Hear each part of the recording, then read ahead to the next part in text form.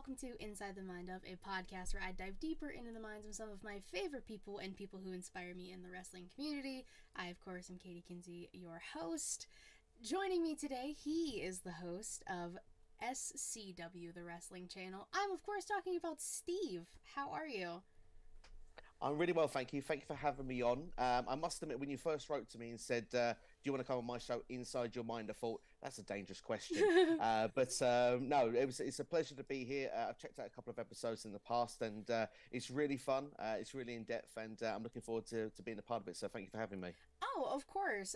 Like I literally just told you, I've had the pleasure of being on your show a few times. And because your show is very different than most other podcasts, because you do a lot of collaborations, which is cool. Yeah, absolutely. And we'll Yeah. talk more about that stuff as we go.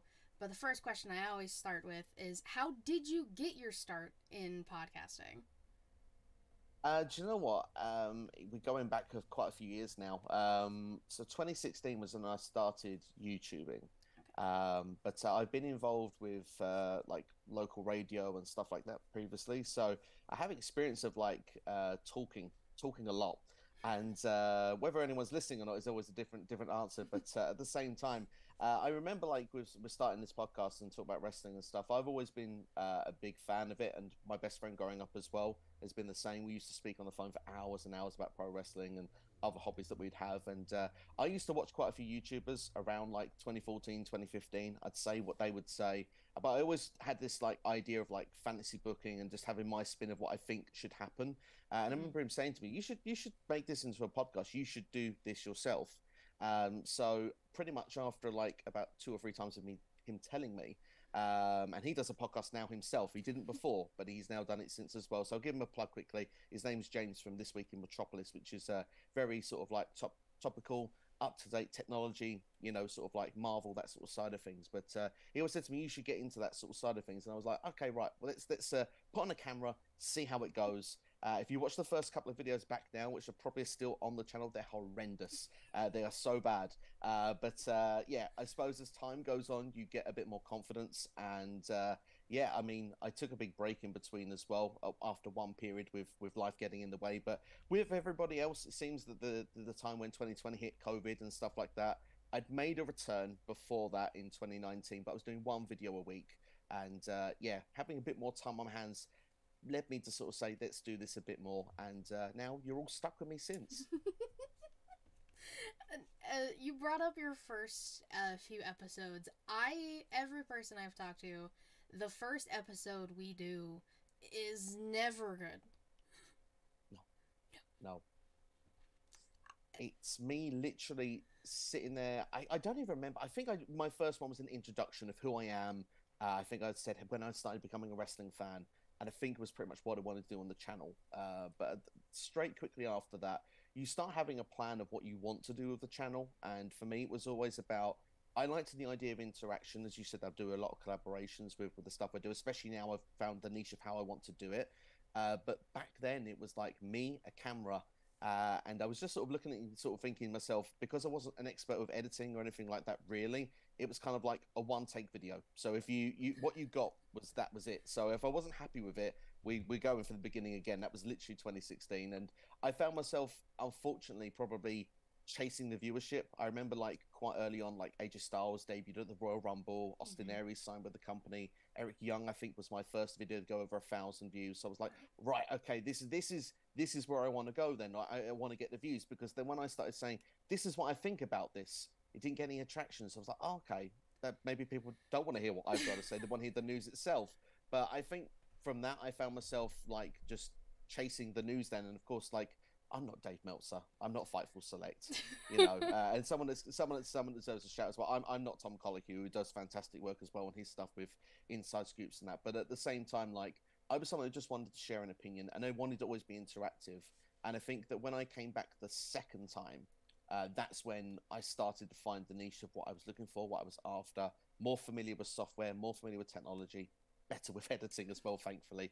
And yeah, it's led me to where I am now. But yeah, I think especially with the collaborations, I've gone more into live stuff recently than edited stuff, mainly for timing reasons, but also because I love that adrenaline. I love there's nothing like being live. It's like when you watch pro wrestling, Monday Night Raw, when it's live, it's the best Mhm. feeling. Or maybe not when it's 3 hours in the modern day, but you have that feeling. If you're watching on repeat, you're more likely to say, might skip this match, or I might sort Yep. of just see how it ended. With that when it's live, it's there, it's edgy, it is raw, and if I make a mistake on live, on the software, then you've got it there. You can't get away from it. So I like that adrenaline buzz.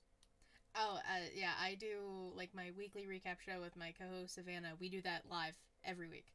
So Nice. that's all. It's all I've really known. The place I was before this, before ShElite, they went live every show. So that was something I was used to and I knew how to do.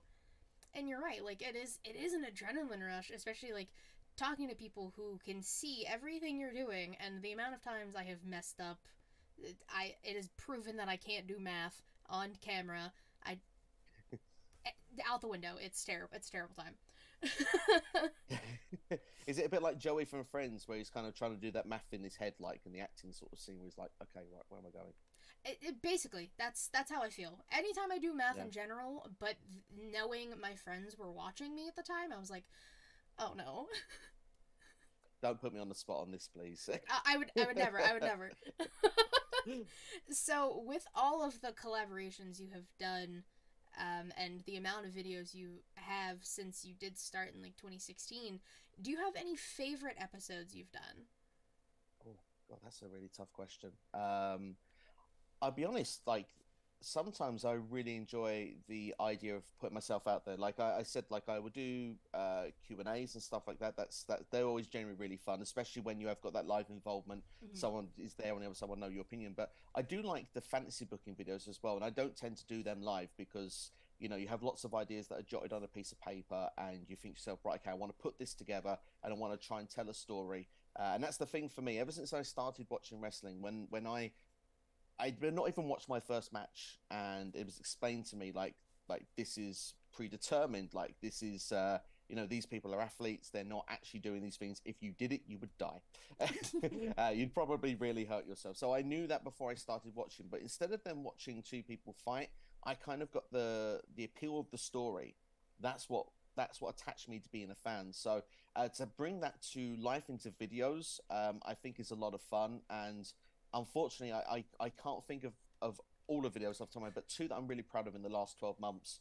I did a fantasy booking video for the 2022 Women's Royal Rumble match.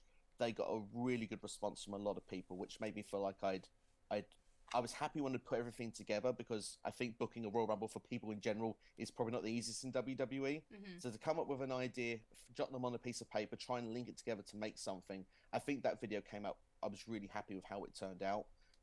And the other one last year as well that I was really pleased with was my MGF Summer of MGF video. It was at the time we'd just finished off the CM Punk feud, so I wanted to do, instead of a Summer of Punk, I wanted a Summer of MJF. So that was especially when he was doing he'd walked off from Double or Nothing, how to bring him back and stuff like that. It wasn't so far off. It's just the ending was a little bit messed up. That they didn't go the same.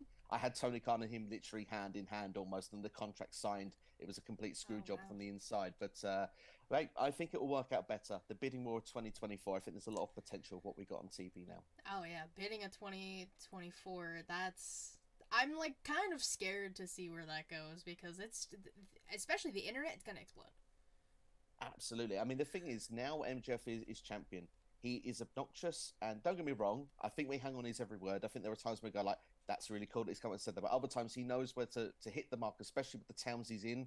And I think that there are people you talk to go, "I can't stand this guy's champion. I don't want him to be champion." But I think that if he was to drop that title in 2023, I think there's a missed opportunity. Saying he loses it at Revolution, Double or Nothing, All Out, for me, it's a big mistake.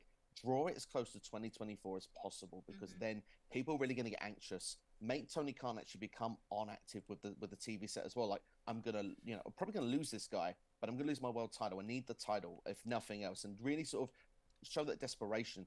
May get to where fans are with MJF. I'm not sure, but if you can do it to say even the last show of the year before it closes out, and you get that big sort of win, say it's I'm going to throw a name out there. Like an Adam Cole would get a big reaction, I'm sure. Ricky Starks would as well.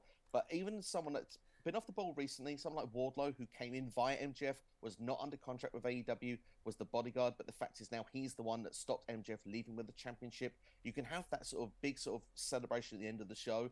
Then you have that question, what does MJF do next? Because if he is staying with AEW, and we don't know for all of 2023, there's this big question mark, when does he come back? You can play it into, well, will he be in the Royal Rumble or the rest of it? But he can make a return and say, look, well, I was going to leave, but actually, as much as I hate this place, I liked being the world. I love being the world champion. I want that belt back, and there's an easy transition to bring him back in. So I really hope that they go with that opportunity this year. I hope they're listening and do everything you just said. It makes a predictable year, though. At the same time, though, if it does go the way I say, like you say, with Bryan Danielson, I really think it's going to be fun if they do the Iron Man match. I think that would be a really good way to go, because I think, as I said, storytelling is the thing that I love with wrestling. I love the story being told. And obviously, we know Bryan Danielson's all about, I wrestle 60 minutes. That's what I do. That will be fantastic from his side. But MJF's side is all about the mind. It's all about, he will be the story. He will be the someone that say, I'll take a DQ to get 2 wins. So I look forward to that sort of dynamic playing together. So I think it could be a really fun match. But like I say, it could be arguably predictable if it goes the way that I want it to go. And you're bringing up unpredictability and everything like that, which perfectly leads into my next question, actually. Oh, nice. Thank you. With, like you said, like your live shows and reaching out to people and collabing and everything, Q&As, any unexpected moments that happen while you're filming or editing, anything like that, that kind of just like catches you off guard and have kind of stayed with you? All the time. I think there are like loads of moments where you might find that, especially if someone asks, like the Q&As especially, if someone asks a really good question. Sometimes I used to do Q&As where I was like, I put myself out on Twitter to start off with, I'd get people that respond, and then I'd have like, right, I have this question, but like I'm recording this, it's not live, so I'm like, I have time to think about what I'm going to say. But when you're live, sometimes someone can really throw something out there for you, and like, I've not even begun to think where this could go. So it's like, and because you're live as well, that time is ticking, so you sort of think like the 3 or 4, especially if I'm on my own.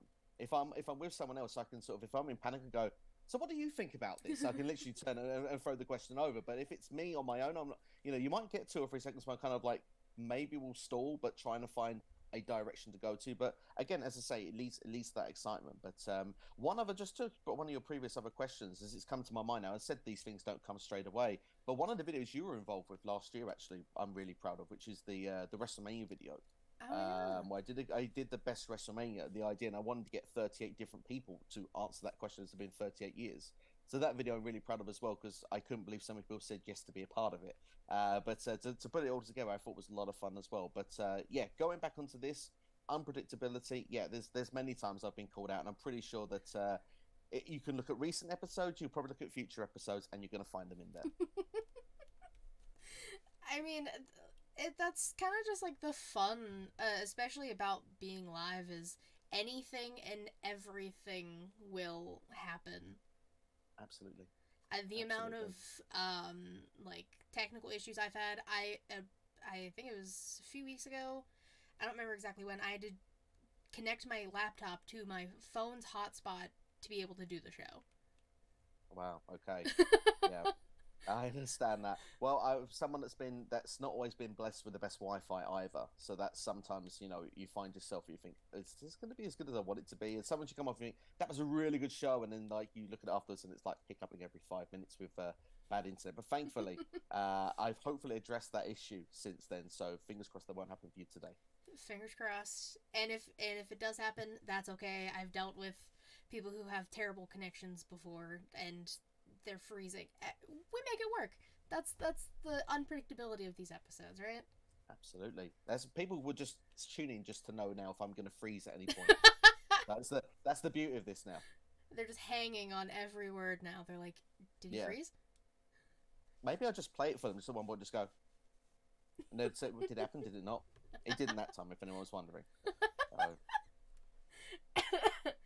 So, obviously, trying to interact with a bunch of different people and editing your videos, that must not leave you a whole lot of free time. So with the little bit of free time that you do have, what are some of the hobbies you like to do?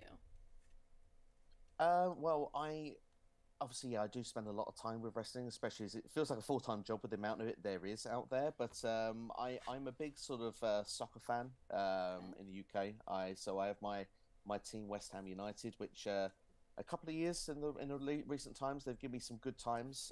This year it's not so good. I imagine obviously people can make their comparisons now with NFL, NBA, stuff like that. I have recently actually tried to get into the NBA a bit more. Actually, Okay. I went on my honeymoon last November 21, so I went to the Knicks when I was over there in New York, Okay. and from there I got a little bit of a buzz watching that live, and the Knicks won that night.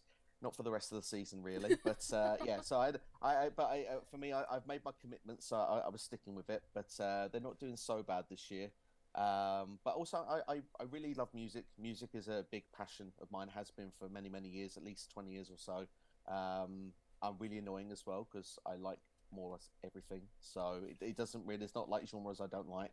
But I love TV. I love movies. Particularly, I've already made reference to it. I'm a huge Friends fanatic. Okay. That's a big go-to for me. So if I've got 20 minutes to pass by, then yeah, there's room for an episode depending on my mood. Yeah, you said Friends fanatic, and I already forgot that you already made a Friends reference. That I love when people talk about their like everyone we all talk to passionate about wrestling, of course. That's why we're all Yeah, here. But like you said, music is very important to you. Same here. It's I was just like the last episode Joey and I talked about music and a big impact it makes on people's lives. And then you brought yeah. up Friends. Is there anything recent, like movie or TV wise, you've been kind of obsessed with? I tell you what, for the pandemic, I was really into a series called Queen of the South. That Oh, really hooked okay. me. That's I think on maybe on Netflix still. It was at the time anyway. I know actually it was on USA at one point because when you see NXT, it Yep. pop up in the adverts. And at that point, like because I don't have USA, I was like, oh no, I can't see what's going to happen because you have to wait for Netflix. So, but at the same time, I also really liked what's the other series? Ozark was really a gripper as well. I really liked that Okay. when it was on as well. I haven't watched that yet, but I hear so many good things about it. It's like it's a bit slow to going. I think that's what a lot of people I talk to. Some people say they give up quite like because it takes them a few episodes to get into. I'm always aware of that with a lot of series that I get into, but like this one, as soon as you're hooked, then you're in, and Mm-hmm. it's hard to get out. But it's a bit different to I mean, with Queen of the South, for example, that's action from episode one. Like it's Yeah. an adrenaline rush. I remember for the pandemic, especially like my wife and I when we first started watching this, it was like the very beginning of the pandemic. So like we're Okay. not allowed out of the houses, stuff like that. And I can say there was very many late nights. Was like we should go to bed, but we could watch one more episode. There's a cliffhanger here. Like we need to know what goes on. So yeah, those things are quite good, and kind of referencing as well. I do like my reality TV, and I've got to say, especially now that it's been pulled from the UK, I'm always very eager when the US episodes of The Circle come on. Just recently finished the fifth series, and I've got to say that's a fun time as well. The Circle is such a unique reality show. Whoever came up with that, give them awards. That it's crazy to think about. It's man, and the thing is the same thing again. I go back to my best friend James, and he said to me, he's not really a big reality TV guy, but he said to me like, you should give this show a go. It's quite different. Like you said, it's outside the box. Whoever thought of it, it's very clever. And I remember like watching, it, I was going like, oh god, I'm addicted already. Like it's just the idea of just being look at, and the thing is as well, like this is your lives at this point as well. Like especially with like COVID as well, stuff like the Yeah. season one came on at that point. You're like, this is literally our lives. We're looking at screens like, and when we talk to people, like the only thing missing at the end of a Zoom call is we don't say "and send" at the end of it. But yeah, apart from that, it was pretty much what we were going through. But yeah, it's an addictive program, and the only thing that I get upset with now with Netflix nowadays is that they release them in bundles. So like you only get 4 episodes, and you have to wait another week. I'm like, don't do that to me. I need to see the whole thing at once. Yeah, that's I'm the same way as I found myself I'm usually like behind the trend on like when series come out. So I waited Yeah, for the entirety of the last season of Stranger Things to come out before I even started it. yeah. And that emotionally destroyed me, but that's that's life. It's a powerful series. It's something I've started, but I've not got as far as everybody else. I think I've seen 2 seasons, and it's trying to find that time because like season 2, some of the episodes were a bit few and far between, and I know that like as you said, it's going to get even more powerful as we go through. So like seasons 3 and 4, I want to make sure that I'm there and I'm dedicated to the cause. Oh, and you still got at least a year until season 5 comes out, so you got plenty of time. We've got some time. That's good news. So the next question I always like asking people because I'm really curious what people say. If you could have a dinner with any 3 wrestlers, dead or alive, who are you picking and why? Oh, that's a really good question. And yeah, oh God, the thing is, there are a number of different wrestlers that come to mind. Like, do you go with your favorites, or do you think of like would be more interesting to talk to and stuff like that? So, I mean, my favorite wrestler of all time is RVD. I've always been like since first watching him in ECW in the late 90s. I always saw him and thought his moveset was different to everybody else. He seemed to create things that other people didn't, and that for me would be a very interesting story to listen to. But would I pick him as my choice? I don't know. I mean, the thing is, I suppose in a way I should do, but when you look at the big personalities as well, like Dwayne the Rock Johnson, you've got Mick Foley would be fascinating for story as well. I mean, what goes through your mind when you're flying off a Hell in a Cell? Do you know what I mean? Like that's a fascinating topic to discuss. But I think my first option would be Triple H. My first one would be Trips, just purely because now he's the guy with the pencil. You know, try and put a word in. No, seriously, it would be good to just to sort of pick his brain because he's got a real dedication for the business. Mm-hmm. You can see that he pours his heart and soul to it. Press conferences are fascinating to watch of him after shows. I watched the Royal Rumble one. Clash of the Castle as well was one obviously close to the heart at the time. So yeah, I mean, it's great to see his insight. His interview of Errol Hawani last year was incredible as well.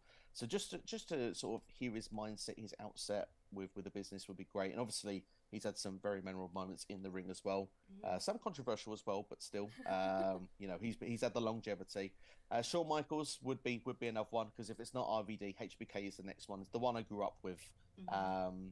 I mean, it's that core group, and I'm going to give away my age now, Katie. I'm so sorry, but like my favourites when I first started were Shawn Michaels, Bret Hart, and funnily enough, a guy called Tatanka, which was, you know, he was undefeated for like a year and a half, so it was like he was quite cool at the time. I think it was just the red hair with the mohawk. I was just like, you know, I was only like 6 years old. I was like, that's cool, but thankfully my parents didn't let me do it. But yeah, at the same time, like, yeah, HBK, he's been there, done it all. The emotional stories that he can tell as well in the ring as well as out. You know, there's not many wrestlers that have a facial like Shawn Michaels, especially if you go back to like a WrestleMania 24 with Ric Flair, the sort of the you know, I love you moment before doing the super kick. His stories actually with Triple H as well, DX also, so that would be fascinating.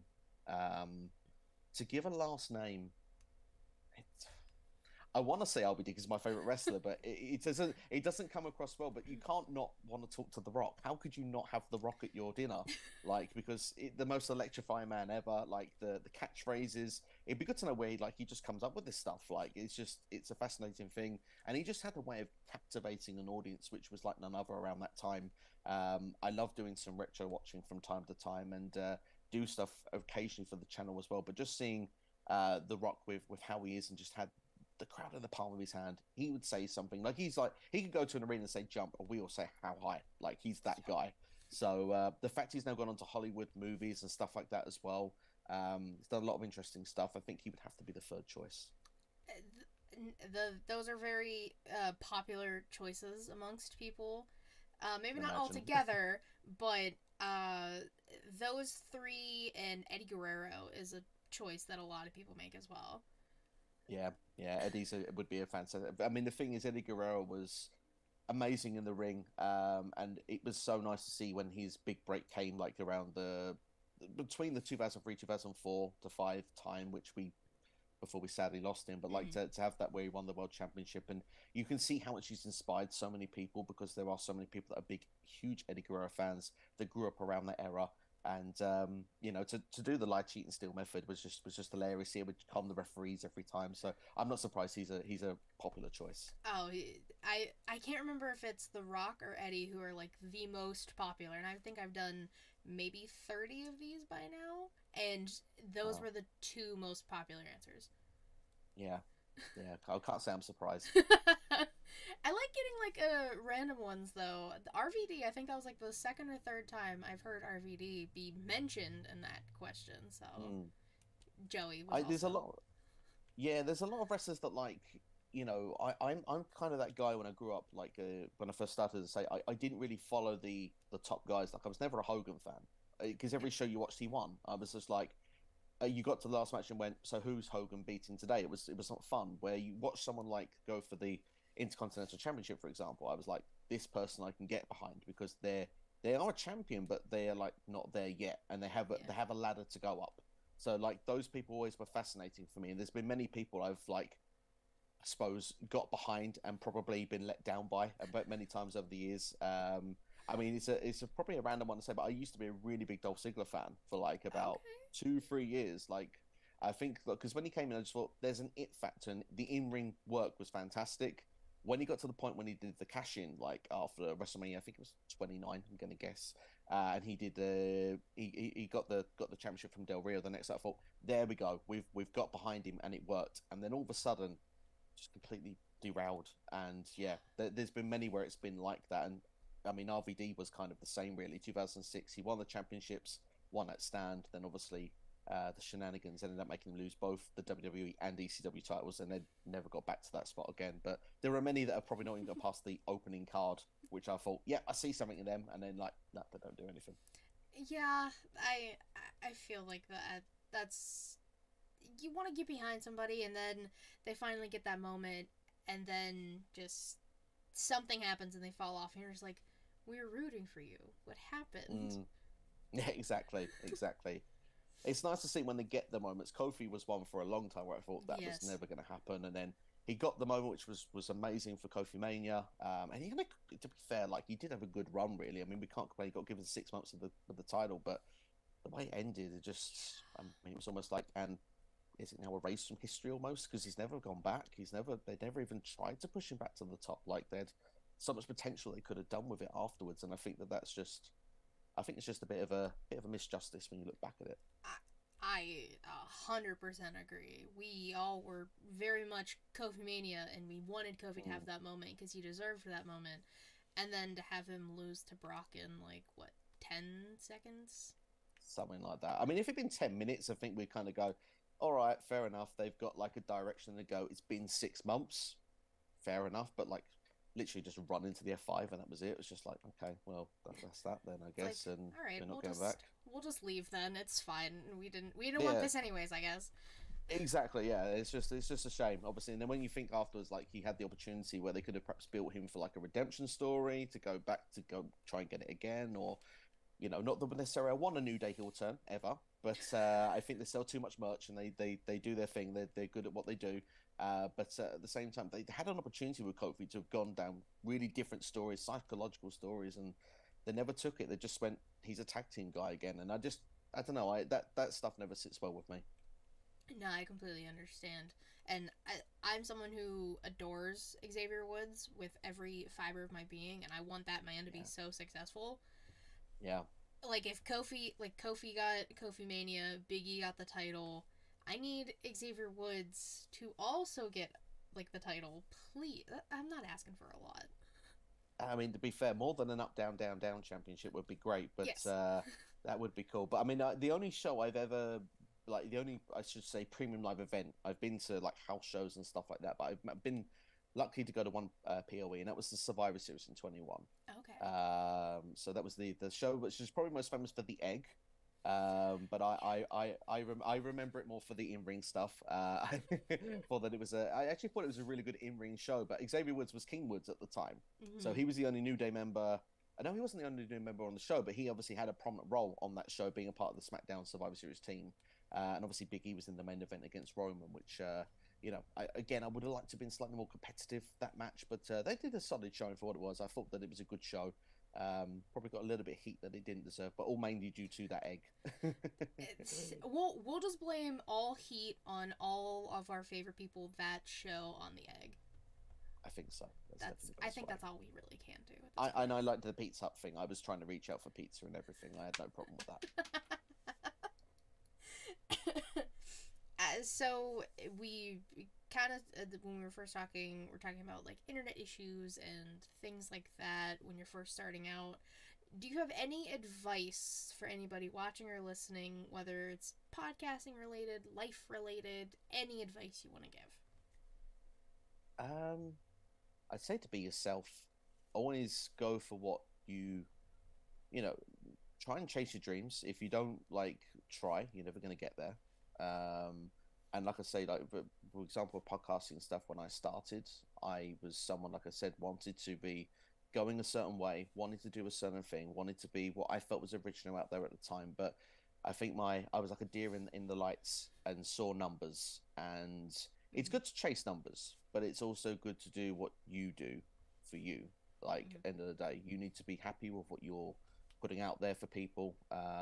So yeah, I think that's always one thing on the podcasting side. But yeah, I mean, in general, like just to be, just be you. And I think Joey said on one of your recent episodes as well, like, just be a good person in the day. Like, manners cost nothing. So for me, that's really important. Like, one thing I think that makes it quite nice when you have so many people different on your show, you get different, different opinions, different backgrounds, or stuff like that. I think it broadens your horizons. So it's also good to be social. It's good to communicate.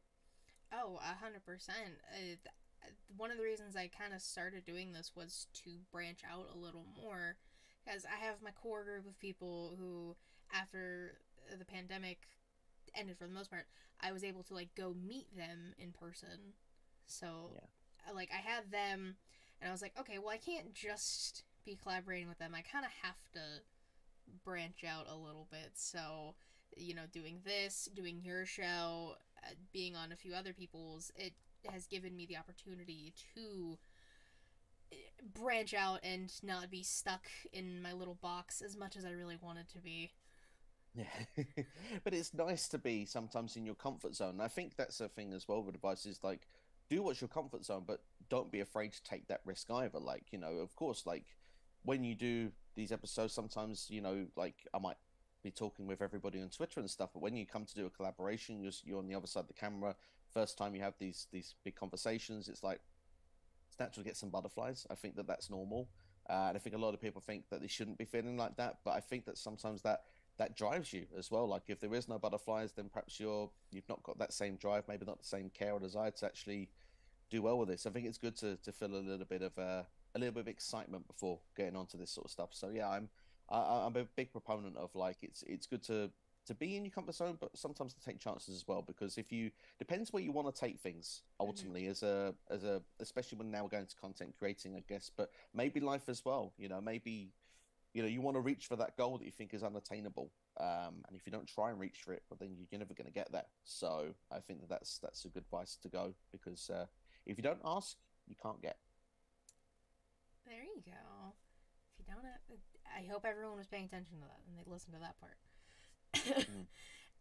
So, kind of going off of advice, this is the other question that I really like hearing the answer to. If you could write an autobiography of your life, whether it's your entire life, where you are now, part of your life, what would be the title and why? Wow, it's a really tough question. Trying to find words that will inspire you quickly.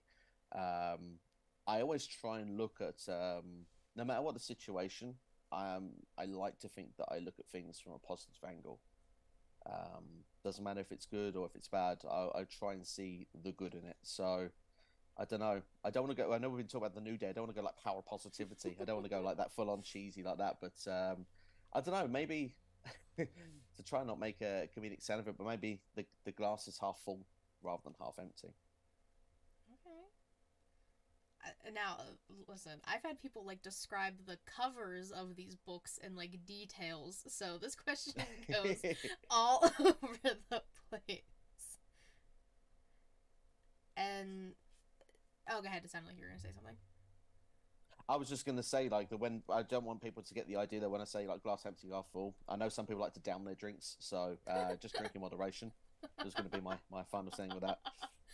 I mean, that's good advice. Drink in moderation if you're of age. You know, yeah, absolutely. If you're not of age, then stick to water or juice or soda, whatever you're into. Exactly.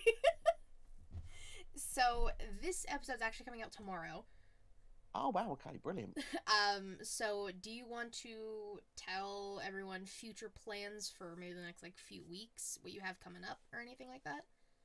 Yeah, I mean, obviously we've come off the Royal Rumble season. I did have a bit of a break on my channel around Christmas and New Year. Just didn't have the time to put in at the time. But now that I'm sort of back in, just this weekend went out my predictions for what the matches at WrestleMania 39 will be. So that's gaining some traction already. Hall of Fame, that's already available as well. There will be lots of live content, I think, is something I'd say what's coming ahead for people. We have the Elimination Chamber, which is less than a couple of weeks away. There'll be predictions. There'll be Q&As based on this. Maybe some retro talk as well. And then obviously we have WrestleMania after that. So I expect there'll be plenty of live streams between now and April. So it's always a good time to hop on board. And like I say, with those shows that are live, for people that are checking out for the first time, I would say it's a good chance for them to interact. If you want to just watch, of course, watch away. But if you want to get involved, you get a shout out, you get your question answered. So, you know, I like to encourage people to feel that this is a platform which is not just my platform; it's also theirs. So I think it's good for people to get involved. Yeah, that's just been a common theme that we've been talking about, going live and having that interaction with people. That's definitely one of the coolest things about it. And like you said, getting to communicate with people maybe you don't get to talk to often or ever. Yeah, it's a fantastic time. I contemplated doing these interviews live once, but then I was like, I can't be distracted by a chat and trying to focus on that. I want to be focused solely on the person I'm talking to. So I nixed that idea real fast. it can be difficult depending on what's going on. Like there are times when, for example, like last weekend did the Royal Rumble review, and you think yourself especially when if you're time consumed when you do it, is where you think you go and this will probably take around an hour or something because the Sammy ending was amazing, so we'll probably talk like 15-20 minutes on that, then the rest of the show will get through it in an hour, and then before you know it the show's like 2 hours long and the chat is crazy, you're like half an hour behind everybody, you're like, oh, okay, this is crazy. So yeah, I sympathize with that a lot. And of course then when you have to try and like sort out the comments as well to make sure that what you're getting up is what you've had previously and don't get lost with everything. It can be a bit of a juggling act, but yeah, again, it's with the same part. But if I'm on my own, usually I can keep up better. I've had times where I can talk a lot as well, but yeah, I always like people to do that to get involved though, because otherwise I'm just sitting there talking on my own, and that's never a good thing. No, it's definitely a weird thing talking to yourself and then putting it out there.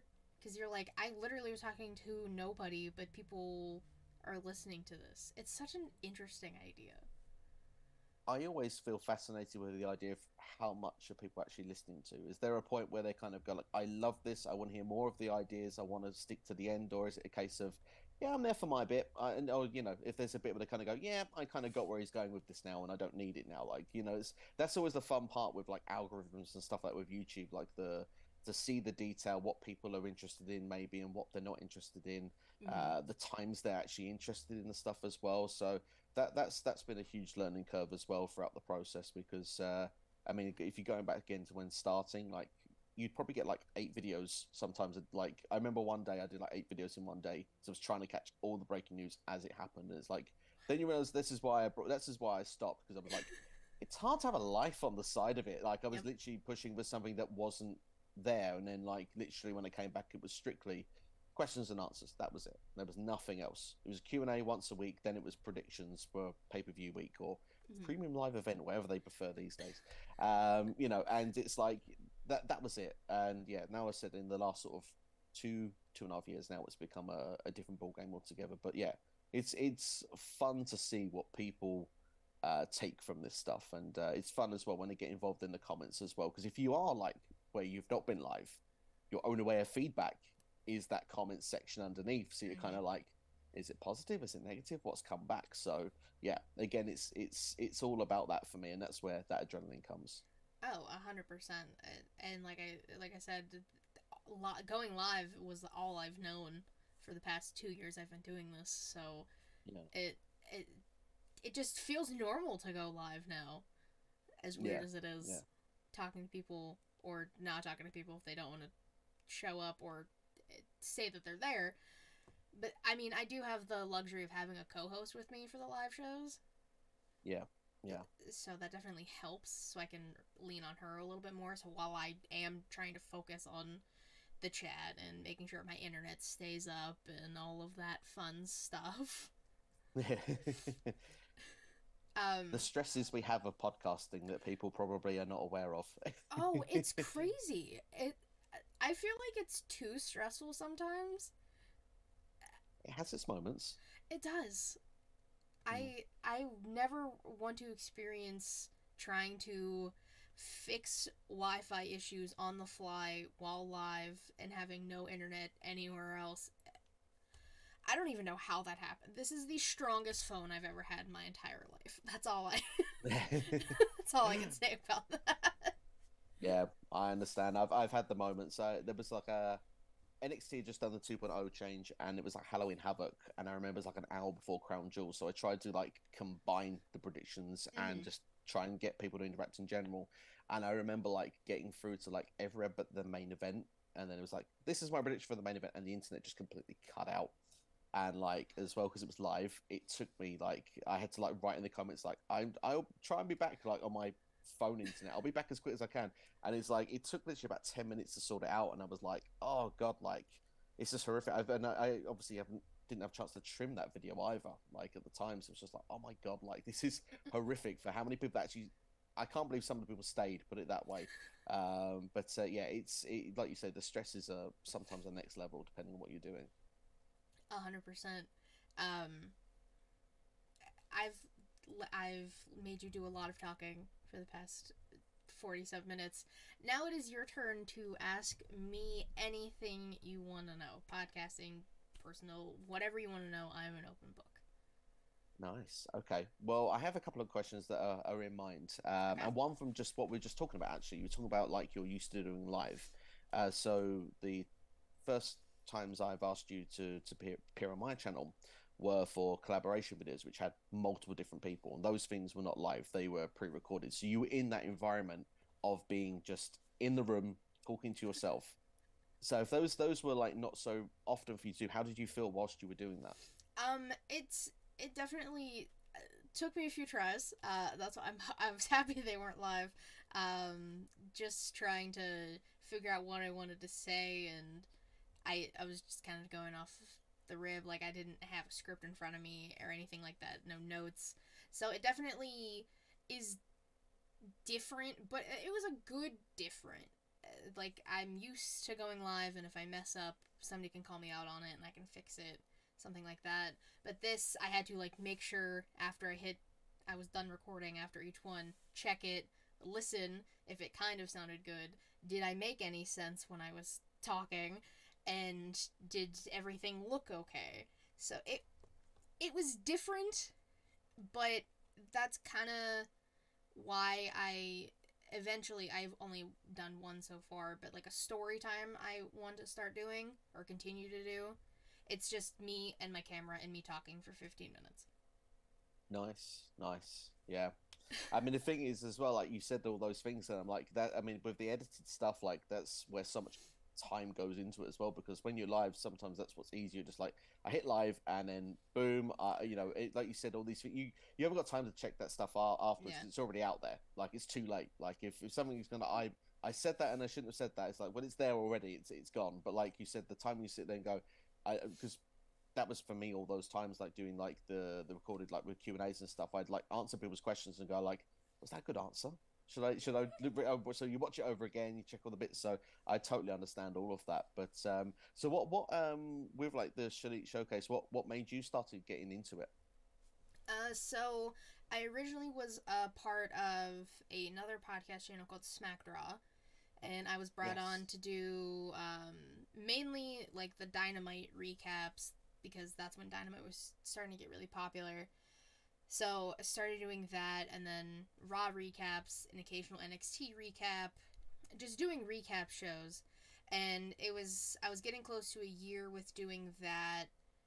I got my co-host Savannah on the show with me to kind of start ShElite Showcase. So it started there, and I think we did 10 episodes over on that channel. And then I kind of decided I like this. I like being able to kind of control everything. So I asked Savannah if she wanted to come with me to just make ShElite our own thing. Thankfully she did. Or else I'd be doing a lot of this by myself.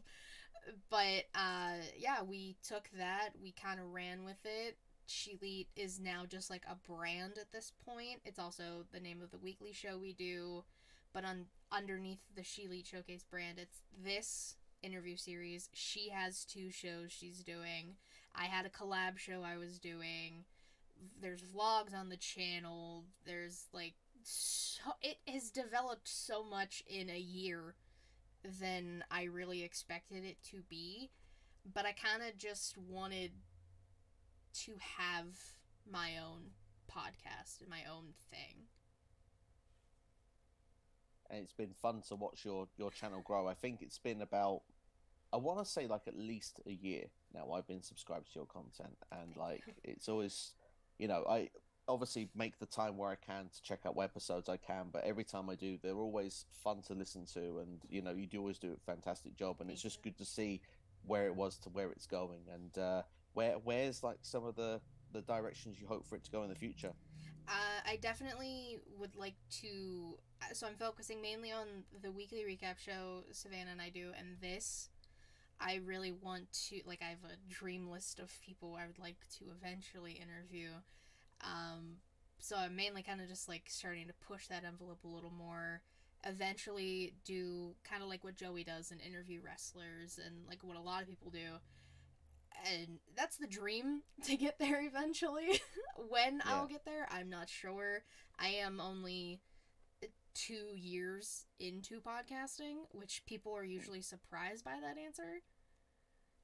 Yeah, I mean, you're really good at what you do, so it shows that it's naturally taken on. Like some people, it takes time for that confidence to come in, and to, like you say, to come up with this complete unique series, for example, that you've got going on here with the questions. I know you say that you've asked this before, but they're really good, detailed questions, and I'm sure that you must get fascinating answers. Probably a lot more fascinating than some of the ones I've given, like with certain episodes. But no, it's just a really good concept, and you got a really good thing going on here. Thank you. This has kind of just developed into my baby, and so I'm very proud of this. And hearing responses like that make me happy and make me want to actually like keep pushing the envelope with it and see who I could possibly get in the future and what the future will hold for this. Because like I said, I September of last year, I think this started. So it wasn't even when Savannah and I started ShElite. I kind of waited a month or two, and then I kind of started, and I was like, I want to interview people, and I had to think of these questions. Google helped a little bit, trying to figure out what to ask people. But yeah, the answers I get are definitely the most entertaining part of doing this. Absolutely, and like you say, it's naturally come along, and like I say, it can go to wherever you want it to go. You just got to take it to that direction, and I've got no doubt. Like it's been a lot of fun. I feel that you're natural at what you do, and hopefully we get those opportunities to collaborate again in the future, which is easy for me to say. But I did have another question for you, if you don't mind. Of course. Actually, it's based off of something you answered on one of my videos. Actually, your favorite WrestleMania ever was WrestleMania 23, if I'm not mistaken. Yes. And you said that this is one you got to attend. Mm-hmm. I've never got to attend a WrestleMania, so I wanted to know a bit about your experience of attending a WrestleMania. Okay. So I was young. I was like barely a teenager, I think. Trying to math in my head. Not gonna happen. Yeah. But that's so the WrestleMania I went to was 23 in Detroit. I was young. It was me, my mom, her boyfriend, now husband at the time, and a family friend of ours. Driving there, staying in a hotel. I don't remember a lot about like the night before or really necessarily getting there, but the atmosphere was crazy. It was like I can't even remember how many people were in the stadium, but that was my first time really like traveling for wrestling, so that was unique. And we had like nosebleed seats. We were super high up, but I didn't care. It was more so just like being in the moment, and especially as a kid, I think at that point I was still like, no, wrestling's real, 100%. These people are like actually hurting themselves. Like this is crazy. So seeing that and like getting to see John Cena, who has been my favorite wrestler since I can remember, it's so hard to encapsulate what feelings it is. I always try and tell people if they can, try your damnedest to get to a WrestleMania. 100%. It's on the bucket list. It's on the bucket list one day. To have the buzz. I mean, it was a special time anyway for me. I was on my honeymoon at the time, so like I say, to go at that point, we went to Survivor Series. That was really, really cool. But Royal Rumble, WrestleMania, they're definitely two on the bucket list. I know that. I mean, I'm sort of like not far from Spain, so I'm not actually in the UK. So it's when I hear like Money in the Bank is coming, it's like that's awesome, but it's not exactly up the road for me, so it's not a guarantee. So, but it's something I would love to experience. Like like the States get so much wrestling, and because I still have the Barclays Center email still popping through, I see how often Raw and SmackDown's there, which is always a thing. We're like, oh, don't remind me. I'd love to have that opportunity to have it more on the doorstep. But yeah, WrestleMania is definitely there, and just that buzz and adrenaline. Like for me, like you said, that it's nosebleed seats. I wouldn't care where I was sitting. I'd sit on the roof if I could be at a WrestleMania. It wouldn't bother me. It just would be amazing experience just to be a part of, and like you got to be at such a special one as well. When you think, like you said, there were John Cena, Shawn Michaels. I mean, I said earlier, but the way he can tell the stories and the matches they had around that period anyway were all fantastic. Taker Batista as well, like just well, I remember when you said that, and I just remember like seeing the answer on that video. I was like, damn, that's cool. I was like, that's you could say like if you could pick like WrestleManias you could have gone to live. For me, that's definitely like in like the top top 3, top 5. I definitely would say that that's a mania I would have liked to have gone to, because like I mean, even with the opener of Money in the Bank, like the ladder breaking within like 5 minutes of it starting, it's just an insane WrestleMania to like have been a part of. So yeah, just say I was a little bit jealous. and like more that I think about it, I actually haven't gone back and watched Mania 23. Oh really? Wow. Okay. Every once in a while, like I see clips and stuff from 23, whether it's Cena, HBK, or the Battle of the Billionaires. Yeah. What a time that was. What a time, eh? Yeah. But I don't think I've ever actually like sat down and watched 23. I think I have to do that this year. I think you should. I think that should be a really fascinating video idea as well, because like you could have like what you remember from your mind to what you're now seeing. Does it have the same sort of connection? Like that could be quite an interesting video. Oh, that's definitely gonna happen. I even wrote it down. Like I'm going to do that. How I'm gonna do it, I don't know yet. But that's definitely something I need to do. Yeah, that would be cool. That's gonna be so fun. Thank you for that idea. No worries. Did you have anything else you wanted to ask me, you wanted to talk about? Let's go for one last question. Surely in the future I have to get you back on for a full Q&A. I would love to be on. I love talking about wrestling. I'm always down to do a collab. My DMs are open, so I'm always ready for collaborations, and I would branch into your audience, so that's more viewership for people who don't know who I am. So I'm 100% down with that. We're on the road to WrestleMania as well. There's no better time. It's when the stars come out, especially because they're in Hollywood, right? Absolutely. Apparently, that's what we hear. So we're not getting The Rock, sadly, but I reckon we'll get John Cena. That should be fun. Mm-hmm. I think him and Fury will be a good match if that does come to what's rumored. Yeah. I'm guessing we'll get some of the big hitters. I mean, obviously, I think Logan and Seth probably looks like that could be on now. Yeah. So yeah, I'm sure we'll get some surprise or two on the night though. Like you say, it's Hollywood. I'm sure we'll get like a couple of big celebrities that'll probably come in. Bad Bunny's a part of the WWE game as well, so I have a feeling he might be in attendance as well. So yeah, I'm looking forward to what they do. I mean, I would love if they could just shock us on the night and The Rock turns up just to Hmm. be there on the night, even though he's not wrestling. But yeah, I mean, one can dream. I think that's where we're at the moment. Yeah, I think it is.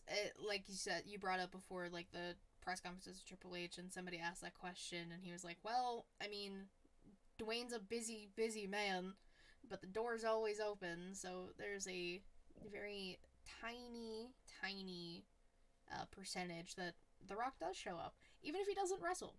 Him just showing up either night, I think, would blow the roof off of that place. It certainly would. I mean, the ticket sales. I think a lot of people had the hope so for him to be there. I mean, to have two A-listers on the same WrestleMania with the Miz being there as well, I think it would really blow the roof off.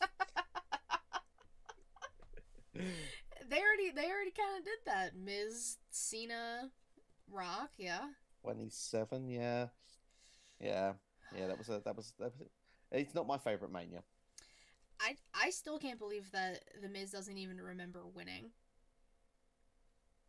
Yeah, I imagine though. I mean, obviously for him, that's an incredible thing, an accolade to have. Not, I mean, to people think that when he started, he was like being booted out the locker rooms. The stuff you read, like, it's horrible, really, when you think about it. Hmm. But to see where he was, and he wasn't one of those people like early doors that I would have turned around and said like, "Oh, I think this guy's going to make it." Yeah. But I remember when he had the team with Miz and Morrison, it was a couple of years later on SmackDown. I was like, yeah, I see them as a team. This is working. And then I remember when he broke off from Morrison and he started the feud with John Cena. I think like when he just went to Raw and started being up and did the mic work, I was like, I see it now. I Hmm. see something now.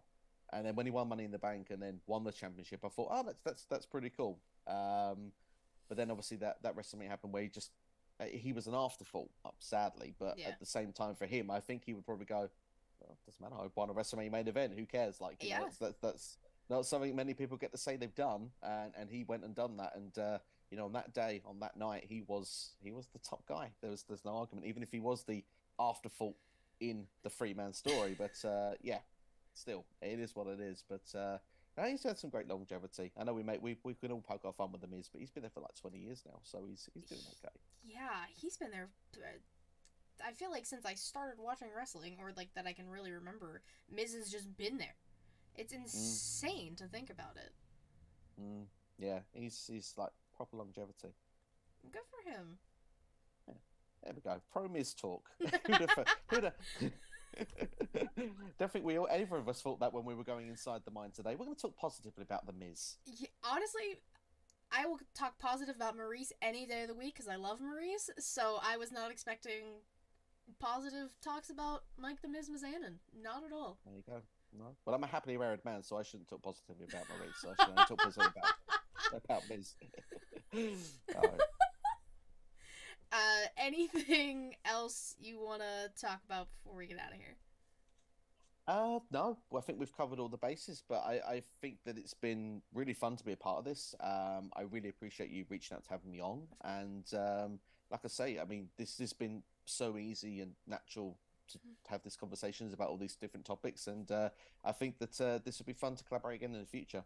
Of course, and we definitely will. Like this will be happening. There will be another collaboration happening for sure. But do you want to tell the people where they can find you, your channel, everything like that?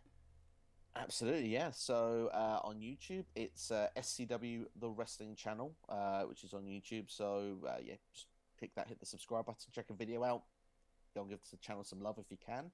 I'm also on Twitter, so the same sort of name you should find me, but it will be at SCW_Steve if you want to go through that avenue.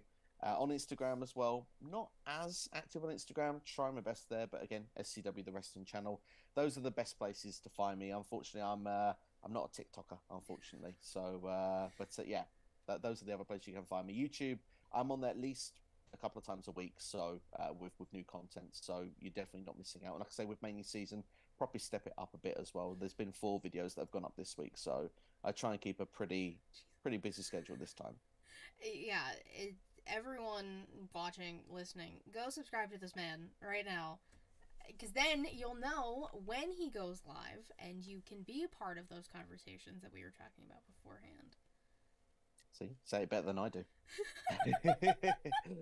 And of course, I have to plug my own stuff here. You can follow me on Twitter at KatieResson13. Linktree, I'm about to get out things ShElite Showcase. Twitch.tv/ShElite Showcase. Typically Thursdays, 6 p.m. Eastern, unless something happens. YouTube.com/ShElite Showcase. I always say watch the videos because they're way more entertaining, because I'm very Italian and I always talk with my hands. And you can see all the things that go wrong. You can watch them for yourselves. Anchor, Spotify, Google Podcasts, Apple Podcasts if you want to listen. And like I told Steve before, ShElite Showcase is the brand. It's the weekly show. You're watching Inside the Mind of. I hope you've enjoyed. There's a bunch of other stuff up on the channel. You can always go check everything out. Steve, thank you again so much for doing this. I've had a blast.